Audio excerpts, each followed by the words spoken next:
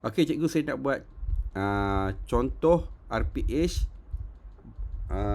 sign DLP ya. DLP dalam bahasa English. Okey. Pertama sekali, klik pada tambah RPH. Okey, kemudian pilih minggu, tarikh, saya ambil tarikh 15 hari bulan, hari Khamis. Pilih masa boleh tambah kemudian. Kelas pun cikgu boleh tambah kemudian. Tingkatan saya nak buat tingkatan 1. Kali ni saya nak buat sign DLP. Dia ada banyak subjek, okey, tapi cikgu ambil sign DLP, okey.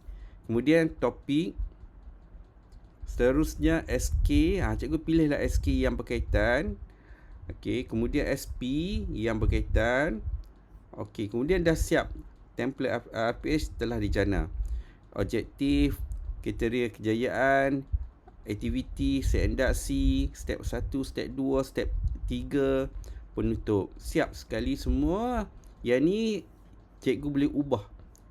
Cikgu boleh ubah. Tapi dia akan papar dalam English nanti. Cikgu jangan risau. Okey, kemudian ini cikgu masuk catatan.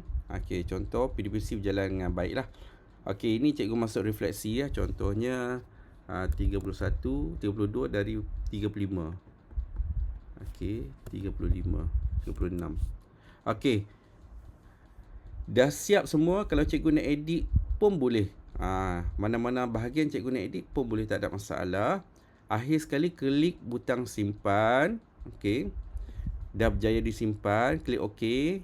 Kalau cikgu nak papar, dia ada satu butang di atas warna hijau. Ni dah masuk dah. Sign DLP hari Khamis.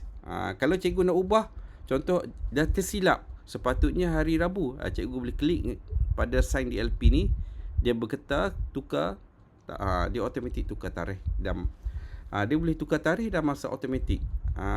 Tak payah nak edit-edit. Drag and drop lah. Nak tengok paparan, klik pada cetak papar RPH. Okey, ni RPH bahasa Melayu, English yang kita buat tadi. Sign DLP. Ni sign DLP. Dah siap dah sign dalam bahasa Inggeris. Okey. Ni contoh lah. Okey, itu saja. Sekian, terima kasih.